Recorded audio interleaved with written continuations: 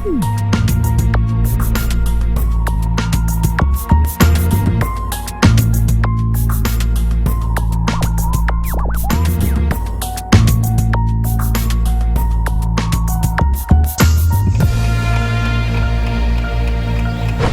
2 août 1980, attentat de la gare de Bologne revendiqué par l'extrême droite.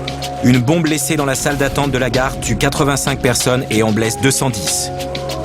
28 mai 85, émeute mortelle au stade du Heysel à Bruxelles lors de la finale de la Coupe de football qui oppose le FC Liverpool à la Juventus de Turin. Hiver 86, manifestations et grèves lycéennes et étudiantes contre le projet Devaquet de réforme de l'enseignement supérieur. Lors d'une autre manifestation, la police tue un étudiant, Malik Oussekine. La manifestation qui lui rend hommage rassemble plus de 400 000 personnes et le ministre des Universités démissionne. La volonté de redonner à Lyon sa dimension internationale, déjà présente dans la décennie précédente avec l'Aderly et la Chambre de commerce et d'industrie, va se renforcer dans ces années 80, en raison notamment de la prise de conscience de l'ancrage régional des politiques de l'Union européenne et des libertés nouvelles conférées par la décentralisation qui va intervenir à partir de 1983. Placé dans une situation charnière entre l'Europe du Nord et celle du Sud, Lyon est aussi un point de contact avec l'Europe alpine de la Suisse, de l'Autriche et du nord de l'Italie. Ainsi, placée à l'intersection de ces différents ensembles, l'agglomération semble appelée à devenir un nœud majeur du système urbain européen, où les infrastructures de transport apparaissent comme un enjeu stratégique. Au milieu des années 80, le carrefour lyonnais apparaît plutôt bien doté. Lyon est au centre d'un réseau autoroutier qui rayonne sur un vaste espace et peut compter sur la proximité du nouvel aéroport Lyon-Satolas, inauguré en 1975, et la mise en service en 1983 de la gare de la Part-Dieu, qui coïncide avec l'ouverture de la ligne de TGV Lyon-Paris.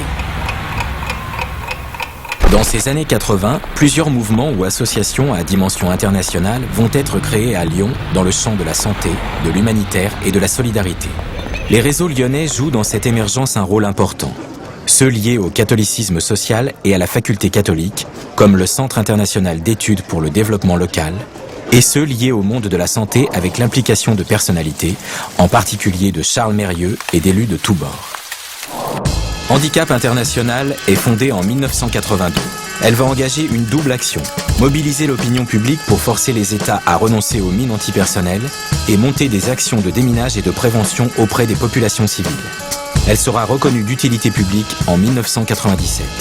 Son champ d'action est mondial. Au départ, Handicap International comprenait 3 médecins. Aujourd'hui, elle en compte près de 2000 dans le monde entier. Le 7 juillet 1983 est créé le groupement d'intérêt opérationnel, Mission Bioforce Développement, constitué entre la Fondation Mérieux, les Hospices civils de Lyon, l'Université Lyon 1, l'École nationale vétérinaire de Lyon, l'INSA de Lyon, les établissements de transfusion sanguine et l'Institut Pasteur. La même année naît Vétérinaires sans frontières, sous l'impulsion de jeunes Rhône-Alpins. Vétérinaires comme Bruno Rebel ou humanitaires comme Denis Aguetan, à partir d'un simple constat. Alors que l'élevage joue un rôle économique et social primordial dans les pays en voie de développement, pourtant, très peu d'ONG interviennent dans ce secteur. Dans les années 80, Jean Labasse et le professeur du département de sciences politiques de l'Université de Montréal, Panayotis Soldatos, notent les décalages entre Lyon et plusieurs grandes métropoles européennes. Cela va favoriser la prise de conscience et permettre d'indiquer quelques pistes d'action. Le site de Gerland est éminemment stratégique pour la communauté urbaine au début des années 80. L'administration communautaire s'est dotée d'un service d'urbanisme opérationnel, puis d'un département développement confié à l'urbaniste Michel Rivoire.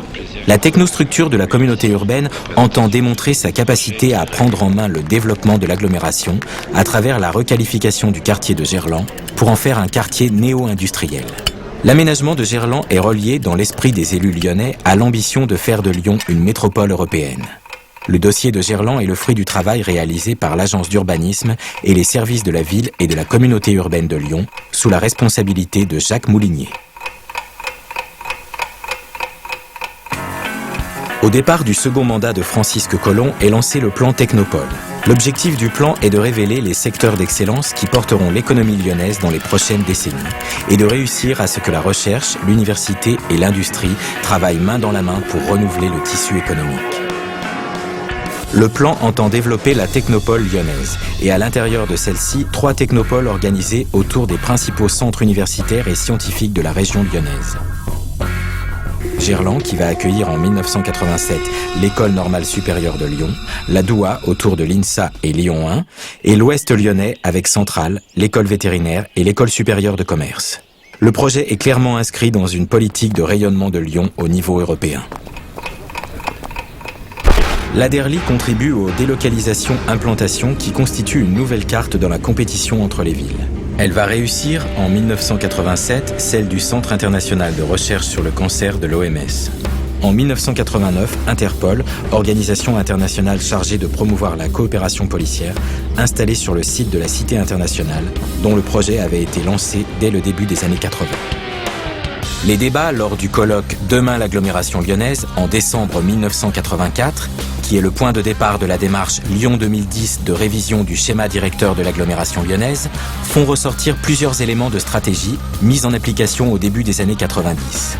L'intérêt pour la métropole de mettre en avant ce qui la différencie de ses concurrentes, que c'est à la ville-centre de donner l'image de l'agglomération et que par conséquent, il faut mettre ce centre en valeur.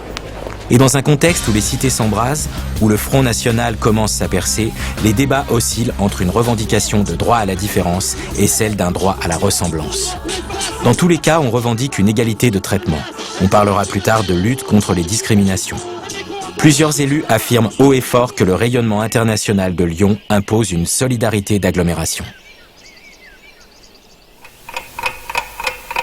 En octobre 1988, paraît le document Lyon 2010, un projet d'agglomération pour une métropole européenne. Des sites aux fortes potentialités de développement sont identifiés.